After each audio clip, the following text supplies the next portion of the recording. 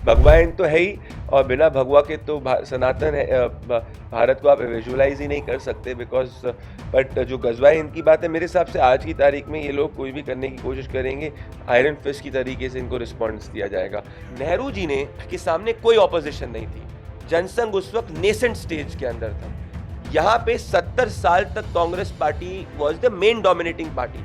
तो इतनी बड़ी डोमिनेटिंग फोर्स को नरेंद्र मोदी जी ने पॉलिटिकल फ्रिंज कर दिया। कई बार लोग मोदी और राहुल नेहरू में कंपैरिजन करते हैं, लेकिन नेहरू जी जब प्रधानमंत्री थे 85% जनता इलिटरेट थी, 85% population was illiterate. When Modi is the prime minister, 100% to near to 100% population this country is literate। सवाल ये भी है कि जो लोकल इश्यूज होते हैं उनका इस इलेक्शन पर कितना इफेक्ट बिल्कुल भी नहीं। ये इलेक्शन सिर्फ और सिर्फ प्रधानमंत्री चुनने का चुनाव है।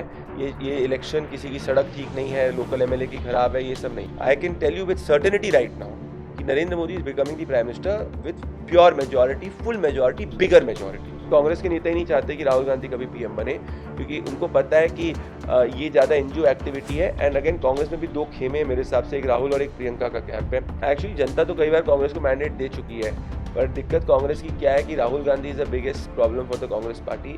आप साउथ की बात कर रहे हैं, वहाँ पर ये हिजाब वाला बहुत सारी कंट्रोवर्सी हुई थी। अगर हम बात करते हैं अभी चंडीगढ़ के अंदर जिस तरीके से मेयर के चुनाव को लेकर के बात उठी है, फिर हिमाचल के अंदर जो क्रॉस वोटिंग हुई है, क्या इन सब चीज़ों से बीजेपी की छवि को कोई असर पड़ेगा? देखिए, बीजेपी की छवि को असर पड़ सकता है, नहीं पड़ सकता है, पर नरेंद्र मोदी जी की छवि को कोई असर नहीं पड़ रहा है। नमस्कार, मैं हूं पूजा सिंह और ये है मेरा पॉडकास्ट। आज के मेरे इस पॉडकास्ट में खास मेहमान है जो बात जनता की करते हैं और अक्सर आप उनको जनता के बीच में ही देखते हैं।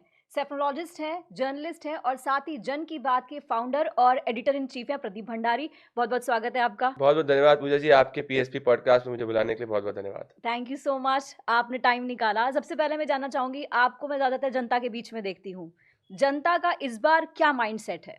जनता का माइंडसेट बहुत क्लियर है पूजा जी, और मैं अभी आपसे जब बात कर रहा हूँ इसके पहले सिलीगुड़ी में था, नॉर्थ बंगाल में, और मैं ये देख रहा हूँ कि जनता तीसरी बार प्रधानमंत्री नरेंद्र मोदी को प्रधानमंत्री देखना चाहती है। जब 2019 में मैं ट्रैवल कर रहा था तो कई राज्य थे जहाँ पे भिन्न राय थी, जैसे मान लीजिए तमिलनाडु हो गया, तेलंगाना हो गया, पर इस पर मैं इवन साउथ में जहाँ ट्रैवल कर रहा हूँ तो मैं ये देख रहा हूँ कि वहाँ पे भी जो लोग हैं वो कह रहे हैं कि प्रधानमंत्री मोदी ही बनेंगे तीसरी टाइम। और जो नरेंद्र मोदी को वोट नहीं कर रहा है उनसे भी जब आप ये सवाल पूछते हैं कि प्रधानमंत्री कौन बनेगा, तो वो भी एक्नॉलेज कर रहे हैं कि प्रधानमंत्री नरेंद्र मोदी बनेंगे। तो मैं ये बार बार कह रहा हूँ, अभी हम लोग ने पोल इसलिए नहीं निकाला है क्योंकि अलायंसेज अभी बन रहे हैं। अगर आप देख रहे होंगे कि अभी कई अलायंसेज बन रहे हैं, महाराष्ट्र में सीट शेयरिंग नहीं हुआ है, बिहार में सीट शेयरिंग नहीं हुआ है, बट मूलतः राय ये है कि नरेंद्र मोदी को जनता 2024 में 2019 से ज़्यादा समर्थन देने के लिए ईगर है। आप साउथ में भी गए थे, साउथ में किस तरह का, क्योंकि केरला की बात करते हैं, वो अभी तक अभेद्य किला जिसे कहते हैं बीजेपी के लिए है, और बीजेपी का प्रदर्शन जो पिछली बार था, क्या इस बार बेटर कर पाएगी? 129 में से 29 सीटें आई थी, लेकिन अब कितना लगता है कि कितना डिफरेंस आएगा? देखिए, ये तो मैं आपको गारंटी दे सकता हूँ कि जो क्वांटिटी ऑफ वोट्स पड़ेगा सदर्न स्टेट्स के अंदर वो ज़्यादा पड़ने वाला है। अब अगर क्वांटिटी ऑफ सीट्स की मैं बात करूँ तो अगर मैं साउथ के सभी राज्यों को डाइसेक्ट करना चाहूँगा, तेलंगाना में पिछली बार बीजेपी की 4 सीटें आई थी और उसका वोट शेयर रफली 19% था। इस बार जब हम ग्राउंड पे पोलिंग करते हैं तो इस बार सेंटिमेंट जो सीट्स का भी वो ज़्यादा होने की पूरी स्थिति है और वोट शेयर भी 20% क्रॉस करेगा। तो आज की स्थिति में तेलंगाना में बीजेपी को 2019 से ज़्यादा सीट आने की स्थिति है।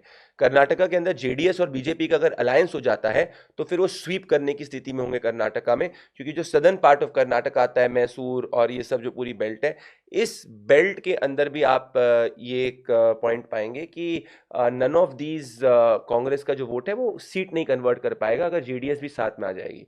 तो कर्नाटका में भी बीजेपी अगर जेडीएस के साथ अलायंस करेगी so it will do very well. अब मैं बात करता हूँ, आता हूँ तीसरे राज्य में तमिलनाडु की, जिसकी बहुत बात नेशनल मीडिया में हो रही है क्योंकि प्राइम मिनिस्टर का बहुत फोकस है।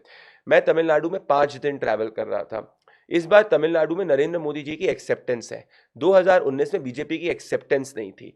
इवन मैं ऐसे ऐसे गांव में गया हूं जहां पे प्रॉपर तमिल बोलने वाले लोगों ने बोला है कि राम, जब 22 जनवरी प्रभु श्री राम की प्राण प्रतिष्ठा हुई थी तब हम लोग ने हमारे गांव में भी दिया जलाया था। सो जो कहा जाता था कि रामा जो है वो सिर्फ और सिर्फ हिंदी हार्टलैंड के भगवान है, साउथ का कल्चर अलग है, वो सब एक मिथ्या है। साउथ के अंदर भी राम इतने इंटेग्रल हैं। तो इस बार बीजेपी का पिछली बार 3% वोट शेयर आया था, इस बार वोट शेयर बीजेपी का मिनिमम 14-15% तमिलनाडु में आ सकता है।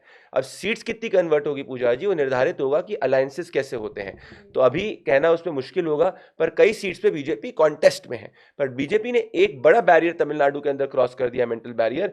दैट मेंटल बैरियर वाज कि इसको एक अछूत पार्टी के रूप में कोई ट्रीट नहीं कर रहा है। Now everybody is accepting Modi's vision. BJP को हमेशा हिंदी बेल्ट की पार्टी वो अब दिन गए।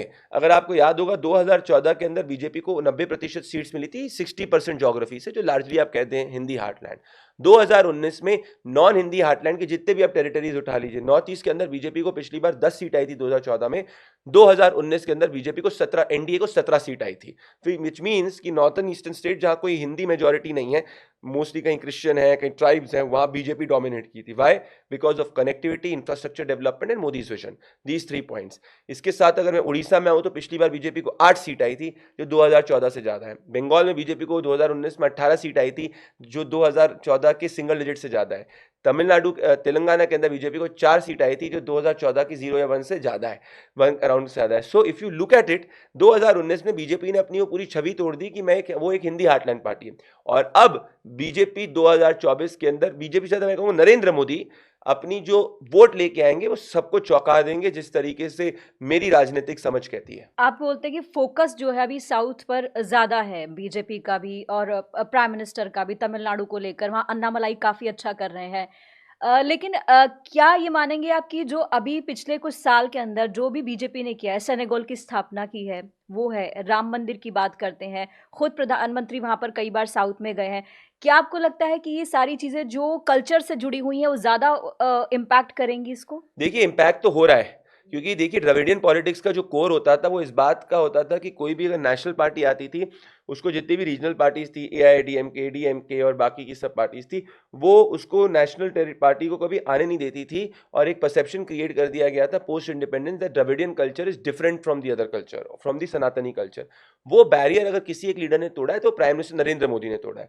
सो आज सनातन की एक्सेप्टेंस तमिलनाडु के अंदर हुई है, जो पिछले इतने सालों के अंदर नहीं हुई थी। So that barrier has been broken. अब सीट कन्वर्जन मैटर करता है कि क्या वोट्स के थ्रेशोल्ड को क्रॉस कर पाते हो कि नहीं। बट मैं आपको ये बात की गारंटी जरूर दे सकता हूं ग्राउंड से कि BJP is a party of future in Tamil Nadu. And in 2024 elections आप ये जरूर देखेंगे कि जो वोट शेयर बीजेपी का होने वाला है वो मिनिमम 15% होगा। और एआईडीएमके जयललिता के बाद में एक रिसीडिंग पार्टी है, 2 भागों के अंदर टूट चुकी है। तो अगर बीजेपी 15% का वोट शेयर क्रॉस कर लेगी तो जो नेक्स्ट असेंबली इलेक्शंस आने वाले हैं, उस नेक्स्ट असेंबली इलेक्शंस के पहले आप ये पाएंगी कि कई एआईडीएमके के जो लीडर्स हैं वो बीजेपी को ज्वाइन कर लेंगे।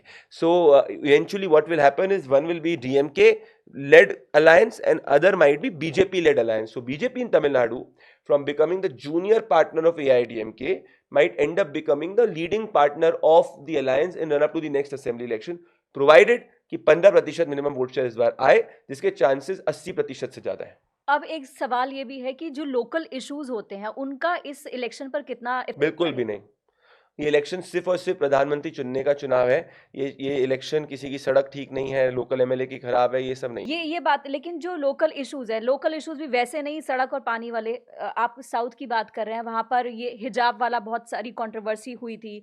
अगर हम बात करते हैं अभी चंडीगढ़ के अंदर जिस तरीके से मेयर के चुनाव को लेकर के बात उठी है, फिर हिमाचल के अंदर जो क्रॉस वोटिंग हुई है, क्या इन सब चीजों से बीजेपी की छवि को कोई असर पड़ेगा?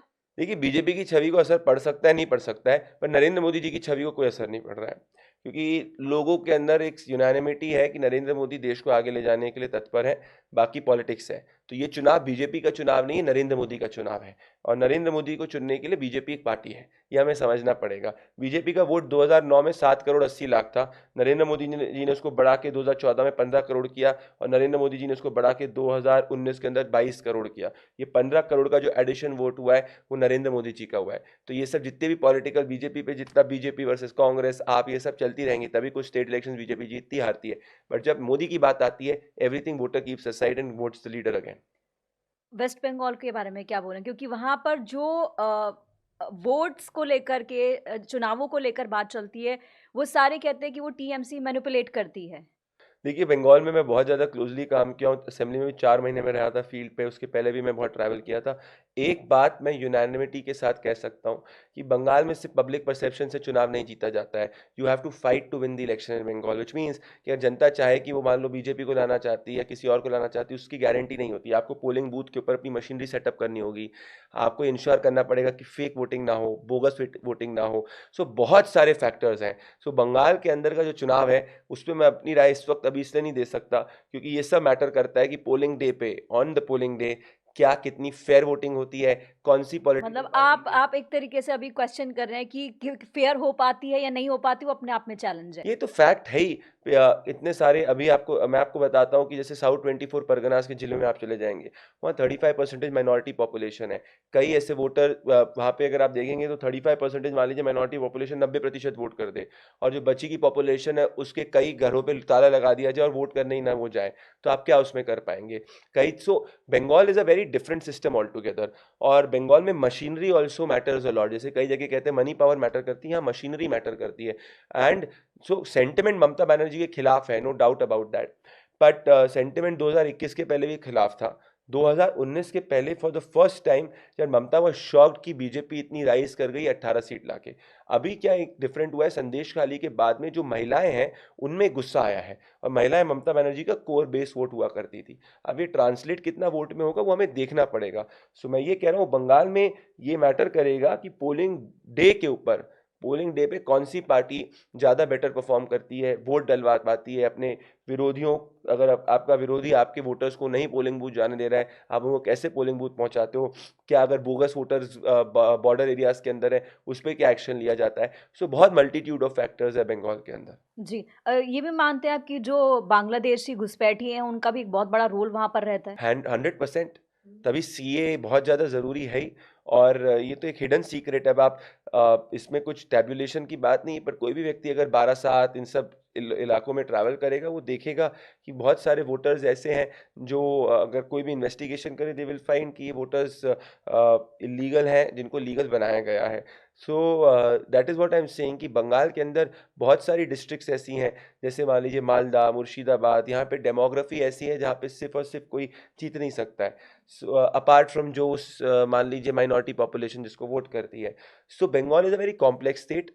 एंड बंगाल के अंदर साउथ बंगाल में पर्टिकुलरली, अगर आप नॉर्थ बंगाल में चले जाइए, कूच बिहार, अलीपुर द्वार, दार्जिलिंग, इन सब में बीजेपी बहुत अच्छा करेगी। पर जब साउथ बंगाल में आएंगे, दक्षिण मालदा के नीचे जब आएंगे आप, कलकत्ता, साउथ 24 परगनाज और ये सब इलाके में आएंगे, तो आप ये देखेंगे कि यहाँ पे वोटिंग जो है वो बहुत क्रिटिकल फैक्टर होगी, पोलिंग डे बहुत क्रिटिकल फैक्टर होगा। सेंटिमेंट टीएमसी के अगेंस्ट है, इसमें कोई दो राय नहीं है, पर सेंटिमेंट को वोट्स में कन्वर्ट करना बहुत इंपॉर्टेंट होगा। अगर फेयर वोटिंग होती है, 55% वुमेन वोट करती है, तो बीजेपी 18 सीट क्रॉस कर देगी। पर it's again it's something which we can not conclude right now, क्योंकि BJP has to be also united in Bengal in run up to 2024। हमने 21 इलेक्शन के पहले देखा था, इतने सारे टीएमसी से लोग भाजपा के अंदर आए थे, उसके कारण भाजपा का कार्यकर्ता ही भाजपा को हराने में लग गया था वहाँ पे साउथ 24 के एरियाज में। सो अभी मोदी का चुनाव है तो ये चांसेस कम है, but Bengal we should always keep a close track of it. And what about Punjab? Punjab में मेरे हिसाब से कांग्रेस पार्टी को सबसे ज़्यादा नुकसान होगा, Pooja ji. Because Congress last time 8 seat लेके आई थी। अब कांग्रेस की पूरी नेशनली अगर आप देखेंगे 52 सीट्स है। 52 सीट में से 25 सीट्स कांग्रेस की आई थी केरला और पंजाब से, 15 केरला से और 8 पंजाब से, तो 23 सीटें। इस बार कांग्रेस को सबसे ज़्यादा नुकसान आम आदमी पार्टी पंजाब में पहुंचाएगी, और आम आदमी पार्टी के कारण कांग्रेस को नुकसान सबसे ज़्यादा होगा। तो नंबर 2 या नंबर 3 की पार्टी कांग्रेस आ सकती है। सो कांग्रेस रिसीडिंग ग्राफ पे है पंजाब के अंदर। इवन केरला के अंदर कम्युनिस्टों ने कांग्रेस के खिलाफ एक सॉलिड कैंडिडेट वायनाड से उतारा है, क्योंकि लास्ट टाइम क्या हुआ था, मध्य प्रदेश, राजस्थान, छत्तीसगढ़ जब कांग्रेस जीती थी तो लोगों को लगा था इन बेल्ट में कि राहुल इज स्टिल स्ट्रांग, तो Congress could negotiate and bargain in the alliance. इस बार कांग्रेस के पास कोई बार्गेनिंग पावर नहीं है, so everybody wants to eat the Congress vote. So this time Congress might perform its poorest till date in the last 3 elections. और इसीलिए अगर आप देखेंगे कि there is no guarantee that Rahul Gandhi would be agreed to fight from Wayanad. वो लड़े which is for sure, but अभी कोई गारंटी नहीं है। सो पंजाब में कांग्रेस स्टोरी इज नॉट कि बीजेपी कितनी लाए, BJP is not the main dominant player. अभी 3 सीट, पिछली 2 या 3 सीट आई थी उनकी, एक अमृतसर आई थी, एक होशियारपुर आई थी, और आई थिंक एक जलंधर आई थी।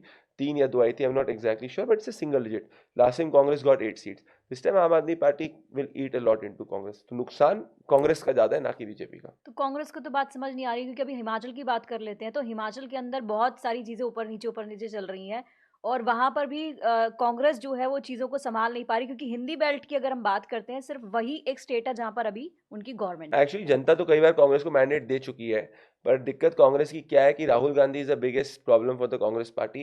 बिकॉज आप एक चीज समझिए, एक्टिविज्म और एक्टिविज्म करने में और पॉलिटिक्स करने में जमीन आसमान का फर्क है. Rahul Gandhi is more focused on his personal brand image, ना कि इस पार्टी. अब वो भारत जोड़ो यात्रा में इतने रिसोर्सेज वेस्ट हो रहे हैं, जिस समय पे मान लीजिए आपके लोगों को पता होना चाहिए कि आप हिमाचल, जहाँ पे कांग्रेस को पूर्ण बहुमत आई थी, ऐसा नहीं था कि पिछली बार कांग्रेस को विन दैट सीट और win that state with only 14 seats. Clean government आई थी. अगर उस क्लीन गवर्नमेंट में भी अगर आपके लोग अनसेटिस्फाइड है, प्रतिभा सिंह इज अनसेटिस्फाइड, उनके बेटे अनसेटिस्फाइड है, which means your ears are not on the ground. So Rahul's ears are not on the ground. Otherwise, it is not logically possible that in a pure majority government आप देख रहे हैं ऐसी स्थिति आ रही. भाजपा में भी ऐसा नहीं है कि सब कुछ लोग एक दूसरे के साथ हैप्पी को लकी है, बट वहाँ पे there is a strong centre which takes care of the differences, जिसको हर स्टेट पे आए हैं, उनको पता है कहाँ क्या हो रहा है क्या नहीं हो रहा है. यहाँ आपका जो स्टेट जनता आपको जीत के देती है, वहीं अगर आपके एमएलए और आपके इतने सीनियर लीडर्स खुश नहीं है और उसके बारे में आपको पता नहीं, ना आप उसका कोई रिड्रेसल मैकेनिज्म ले रहे हैं, इससे ये समझ में आ जाता है कि आप फिट फॉर पॉलिटिक्स नहीं है, आप fit for NGO activist activities हैं. ये बात कांग्रेस को नहीं समझ में आ रही, उसका खामियाजा है कि अब मुझे लगता है सब समझ में आ रही. कांग्रेस के नेता ही नहीं चाहते कि राहुल गांधी कभी पीएम बने, क्योंकि उनको पता है कि ये ज़्यादा एनजीओ एक्टिविटी है. एंड अगेन कांग्रेस में भी दो खेमे हैं मेरे हिसाब से, एक राहुल और एक प्रियंका का कैंप है. प्रियंका गांधी वाड्रा का जब थोड़ा मीडिया में, लेटेंस मीडिया में हाइप था, तो राहुल कैंप ने उनको उत्तर प्रदेश के अंदर चुनाव में उतारा और फिर 403 में से 401 सीटें कांग्रेस हार गई. तो प्रियंका का पूरा ग्राफ जीरो हो गया. और अब वापस से प्रियंका कैंप मेरे हिसाब से वेट कर रहा है कि राहुल कैंप जो है, जैसे 14 और 19 में कांग्रेस की हालत खराब हुई थी, तो वैसे ही हालत खराब हो और फिर हम प्रियंका कैंप से कांग्रेस को कॉन्कर कर लें. तो इनमें आपस में इतनी लड़ाई है, तो ये क्या सोचेंगे कि भाई अच्छा है, इनको अपनी पार्टी का करना है. तो कांग्रेस के पास तो मेरे को लगता है अभी तक कोई ऐसा मुद्दा है नहीं जिसको लेकर के जाया जाए. एक्चुअली इस वक्त कोई नहीं है. 2019 के अंदर तो एक चलिए हवा क्रिएट करी गई थी कुछ करने की. जब याद है मुझे, जब मैंने फरवरी मार्च में बोला था कि 300 सीट नरेंद्र मोदी लेके आएंगे, तो भाजपा वाले भी विश्वास नहीं करते थे और मजाक उड़ाते थे. पिछली बार तो मुझे भी टेंशन था, पर इस बार मैं आपको बताऊं कि आई एम वेरी कन्विंस्ड कि I have not come across any factor which tells me that Narendra Modi will not become the Prime Minister with पूर्ण बहुमत. I can tell you with certainty right now कि Narendra Modi is becoming the Prime Minister with pure majority, full majority, bigger majority, pure full bigger stronger majority. और ये anti voters भी acknowledge करते हैं. तो Modi is not winning. Modi ji 2024 जीतने के लिए नहीं लड़ रहे, वो 2024 को जीतने के लिए लड़ रहे हैं एक रिकॉर्ड मार्जिन से. तो Rajiv Gandhi at times had got 400 seats. He wants to ensure that NDA touches that 400 mark. That is where he is fighting. He is not fighting just to win the election. And this tells you the difference in approach. Rahul Gandhi, despite 52 seats, is not able to convert 52 into 60. And now उनकी party नीचे की स्थिति में. And Narendra Modi is converting 303 and trying to convert it to 350 plus, 360 plus, 370 plus. एक जगह hunger है, एक जगह मतलब एक राजशाही कल्चर है कि इतनी बुरी हालत होने के बावजूद also there is no course correction. जी, जम्मू कश्मीर को लेकर क्या कहेंगे? जम्मू कश्मीर में धारा 370 हट चुकी है. Jammu will completely vote the BJP. Kashmir में मैंने अभी पोल नहीं किया है Pooja ji, I don't want to comment on that, but ये जरूर है कि जम्मू कश्मीर के अंदर अगर आप देखेंगे नेशनल सिक्योरिटी वाइज 370 धारा हटने के बाद में एक पहले जो बात होती थी, कश्मीर को अलग लेंस से देखा जाता था और भारत को अलग लेंस से देखा जाता, अब वो कोई नहीं है. सेपरेटिस्ट पॉलिटिक्स एंड हो चुकी है जम्मू कश्मीर से, और ये बहुत हिस्टोरिक बात है. तो जम्मू में आप गए तो लोगों का क्या रिएक्शन था, क्या कहना था? इन लोगों का सीधा यही कहना है कि मोदी को हमको लाना है. मैं यही कह रहा हूँ आपको, देखिए नरेंद्र मोदी, मैं भले जम्मू जाऊं या अयोध्या जाऊं या बंगाल जाऊं, कहीं भी जाऊं, 3 कांस्टेंट फैक्टर नरेंद्र मोदी जी के के प्रति जनता में. एक, लोग कहते हैं कि आदमी देश के लिए अच्छा कर रहा है, देश के लिए 24 घंटे काम कर रहा है, कोई और दूसरा नेता इतना काम नहीं कर रहा है. दूसरा कि इनने सनातन संस्कृति का पुनरुत्थान किया है, जो कोई और नेता नहीं किया. अयोध्या में राम मंदिर बना दिया, काशी में एक पुनरुत्थान कर दिया. तो अलग अलग जो सनातन के प्रतीक है, उन सब का उन्होंने विरासत का आदर किया है और उसको उसका राइट ड्यू प्लेस दी है जो हमारे सिविलाइजेशन हिस्ट्री में. तीसरी कि जो गरीब जनता है उसको वेलफेयर बेनिफिट्स बिना करप्शन के पहुंचे, अलग अलग स्कीम के जरिए। किसी के अकाउंट में पैसा है, किसी की सड़क बनी है, किसी का टॉयलेट बना है, किसी की चूल्हा आया है, किसी का पानी पहुंचा है। तो ये बेसिक जरूरतें जो है वो पहुंची हैं, और मोटी मोटी बात है, करप्शन नहीं हुआ है इसमें, डायरेक्ट अकाउंट के अंदर पहुंची है। तो अगर आपको याद होगा, पहले अभी जस्ट थोड़ा डेटा आया था IMF का कि हिंदुस्तान ने एलिमिनेट कर दी है extreme poverty. So the extreme poverty was 3% earlier, और वो एलिमिनेट हो चुकी है। सो यूपीए के समय में 20% थी एक्सट्रीम पावर्टी। एक्सट्रीम पावर्टी मतलब जो व्यक्ति सिटीज के अंदर 1,000 रुपए से कम कमाए महीने में पर मंथ, और 800 सम रुपीज से कम कमाए गांव में। ये तेंदुलकर कमेटी के हिसाब से था, जो यूपीए ने बनाई थी। तो वहां 20% थी, अब ये 3% से भी कम आ गई है। तो इसीलिए गरीब जनता भी मोदी को वोट कर रही है, और एस्पिरेशनल जनता भी मोदी को वोट कर रही है। और एक पॉइंट बोलूंगा, कई बार लोग मोदी और नेहरू में कंपैरिजन करते हैं। देखिए, नेहरू जी जब प्रधानमंत्री थे, 85% जनता इलिटरेट थी, 85% population was illiterate. When Modi is the prime minister, 100% to near to 100% population in this country is literate. मतलब हर आदमी के पास फोन है, हर आदमी के पास एक्सेस है, कोई किसी को बेवकूफ नहीं बना सकता। तो इतनी वाइज जनता मोदी जी को 2 बार पूर्ण बहुमत का प्रधानमंत्री बना रही है, और तीसरी बार बनाने के लिए तैयार है। This tells you how Modi is a much bigger leader than Nehru is, and I would rate him as India's most popular prime minister since independence. जी। ये तो हमने बात एंड ये फैक्ट है, मैं किसी को भी इस पे चैलेंज कर सकता हूँ। वो तो खैर फैक्ट्स पे, मेरा इसमें कोई पर्सनल ओपिनियन नहीं। नहीं, वो मैं समझ रही हूँ, क्योंकि आप जनता की बात करते हो और जनता के बीच ये फैक्ट है। मुझे बताइए, 85% इलिटरेट पॉपुलेशन में जवाहरलाल नेहरू जी ने रूल किया, और लोग कहते हैं नेहरू जी और मोदी जी कंपेयर। और यहाँ एक आदमी 100% लिटरेट पॉपुलेशन में, जो पूरी ग्लोबली कनेक्टेड है, जिसके हाथ में स्मार्टफोन है, जिसको हर जगह का वीडियो आ रहा है, और जिसने किसको डिफीट किया। एक और पॉइंट आप समझिए, नेहरू जी ने के सामने कोई ऑपोजिशन नहीं थी, जनसंघ उस वक्त नेसेंट स्टेज के अंदर था। यहां पे 70 साल तक Congress party was the main dominating party. तो इतनी बड़ी डोमिनेटिंग फोर्स को नरेंद्र मोदी जी ने एक पॉलिटिकल फ्रिंज कर दिया।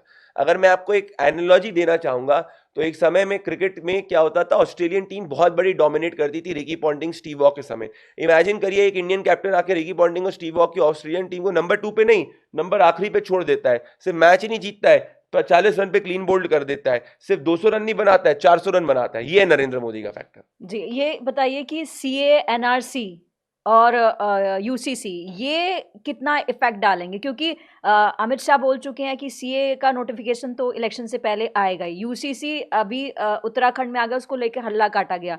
किसान आंदोलन, वो ये सब क्या है, मतलब इनका इम्पैक्ट कितना पड़ेगा? हिंदू मुस्लिम की जो पॉलिटिक्स है उसे कैसे देखते हो आप?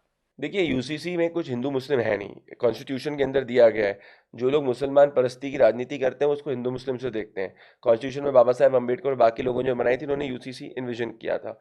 मेरे हिसाब से अभी जो सीए की बात है, सीए इवेंचुअली आना ही है, बट उसका क्या इम्पैक्ट होगा, we have to wait and watch कि उसके रिस्पेक्ट में क्या ग्राउंड पे काउंटर रिएक्शंस होते हैं।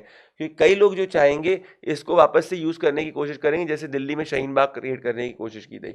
तो we have to wait and watch कि क्या होगा। बट सीए एक नेसेसिटी है, क्योंकि मेरे हिसाब से सीए के साथ में एनआरसी ज़्यादा बड़ी नेसेसिटी है, क्योंकि जो हमारे बॉर्डर एरियाज़ के अंदर जिस तरीके से इन्फिल्ट्रेशन इलीगल हो रहा है, वो आने वाले 20 साल के अंदर एक नेशनल सिक्योरिटी थ्रेट होने वाला है। जी, इस पर मैंने खैर शो भी किया था जी। कि अपने आप में ये रोहिंग्या और बांग्लादेशी बहुत बड़ा चैलेंज है। वो सिर्फ एक यहाँ पर ही नहीं है कि वो वेस्ट बंगाल में है, वो जम्मू कश्मीर में भी है, वो तेलंगाना में भी है, हैदराबाद के अंदर वो यूट्यूब चैनल चलाते हैं, फुटबॉल क्लब बना रखे हैं, वो अपने आप में एक चैलेंज है। उनका कहना है कि वो गजवा हिंद को प्रमोट कर रहे हैं। यहाँ पर मुझे लगता है कि भगवा हिंद चल रहा है। देखिए, भगवा हिंद तो है ही, और बिना भगवा के तो सनातन है भारत को आप विजुअलाइज ही नहीं कर सकते, बिकॉज बट जो गजवा हिंद की बात है, मेरे हिसाब से आज की तारीख में ये लोग कोई भी करने की कोशिश करेंगे, आयरन फिस्ट की तरीके से इनको रिस्पॉन्स दिया जाएगा। शर्जील इमाम जैसे लोगों को लगा था कि भाई हमारे पास बहुत बड़ी बैकिंग है, लॉबीज की बैकिंग है, वकीलों की बैकिंग। आज क्या स्थिति है, जेल में पड़ा हुआ है एंटी नेशनल स्टेटमेंट्स और एंटी नेशनल एक्टिविटी के जैसे। कोई उमर खालिद की क्या हाल है, जेल में पड़ा हुआ है because of his anti national slogan. So when the end repeatedly courts are denying bail, the most important point is ये से कहते हैं कि भाई फ्रीडम नहीं है, repeatedly courts are denying bell.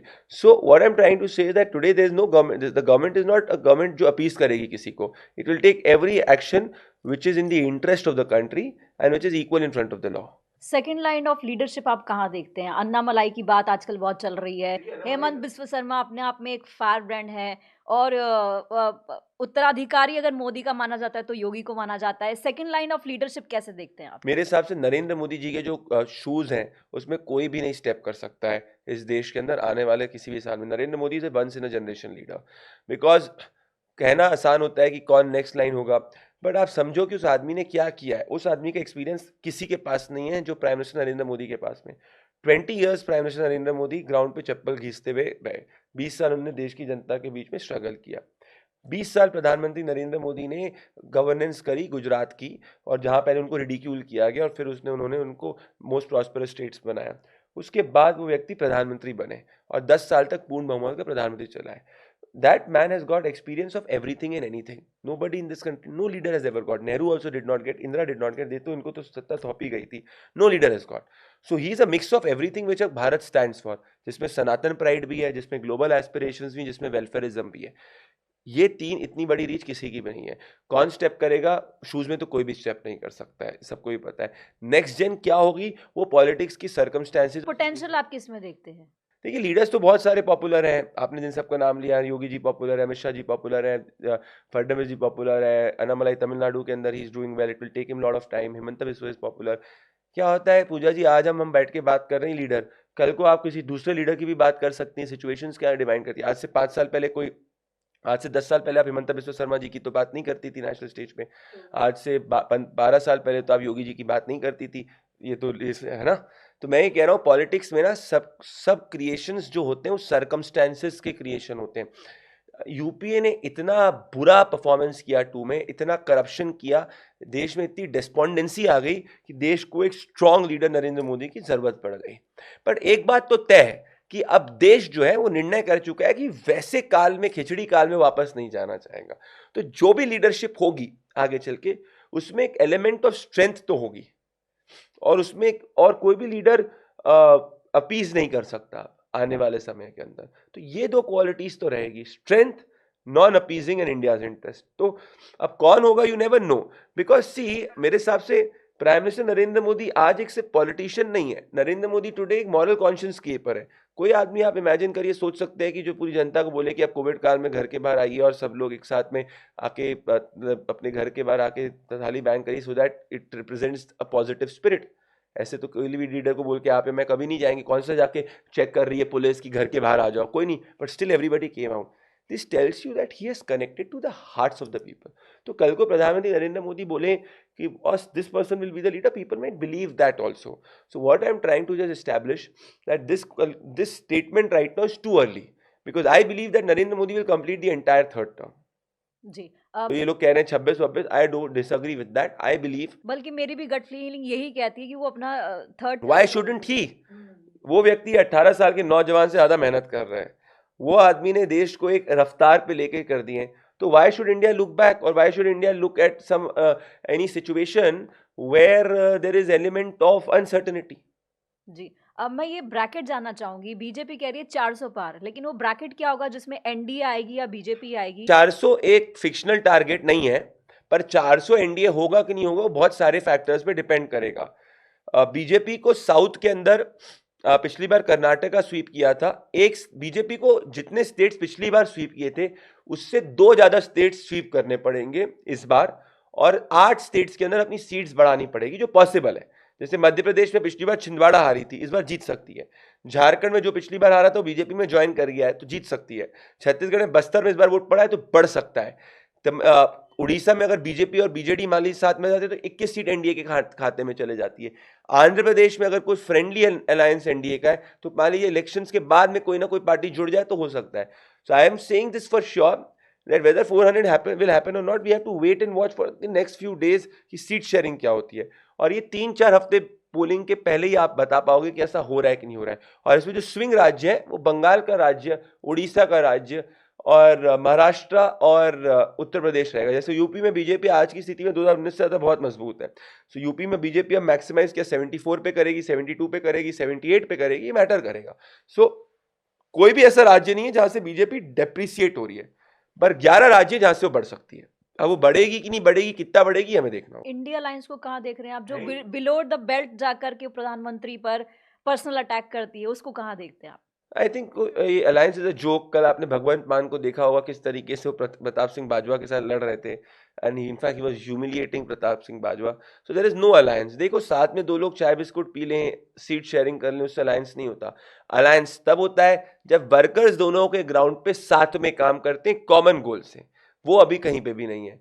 इसीलिए अब कांग्रेस को कितनी सीट डीएमके देगी ये हमको भी देखना होगा। So for me this alliance has always been a political joke, it will continue to be a political joke. मेरा मानना है कि जो भी अलायंस में मेंबर्स हैं ये सब इस वक्त इसीलिए कि बोल रहे हैं कांग्रेस की हालत खराब होने वाली है। अगर कांग्रेस 40 सीट से नीचे आ जाए तो ये सब के सब बोलेंगे कांग्रेस से घटिया पार्टी कोई नहीं, अलायंस के मेंबर, और कांग्रेस को अब छोड़ देना चाहिए अपोजिशन का साथ, और एक नई अपोजिशन पार्टी को एमर्ज कराने की कोशिश करेंगे। So this is where it goes to. So Congress party is not realizing कि उसको खा बीजेपी नहीं रही है, उसको खा उसके आसपास के लोग ही रहे। खुद बीजेपी अपनी दुश्मन बनी हुई है एक्चुअली। खुद कांग्रेस ही अपनी दुश्मन। हाँ सॉरी, खुद कांग्रेस जो है अपनी दुश्मन बनी हुई है। कांग्रेस दुश्मन क्या है, देखिए, it's a political fringe right now. It's a political fringe, and आप देखिएगा आम आदमी पार्टी ने कांग्रेस के अस्तित्व को दिल्ली और पंजाब में खत्म किया है, उसी के साथ ने आपने अलायंस कर दिया है। इसी तरीके से have endless list is there. So what I am saying is that India alliance is a good media creation, good creation by the leaders, but on the ground it's a political joke. जी, चलिए thank you so much, आपने time दिया, इतनी चर्चा की है, और देखना होगा कि ये जो आपने ब्रैकेट बताया है ये कब तक जो है साफ हो पाता है कि मेरे हिसाब से अभी हम लोग ये conversation first week of March में कर रहे हैं, बाय एंड ऑफ मार्च आपको क्लैरिटी आ जाएगी। चलिए ठीक है, थैंक यू सो मच मेरे पॉडकास्ट में आने के लिए। तो आज के इस पॉडकास्ट में इतना ही। अगर आपके जो भी व्यूज़ हों, जो भी आपको कहना चाहते हैं, सजेशंस हो, कमेंट बॉक्स में ज़रूर बताइएगा। थैंक यू सो मच, नमस्कार।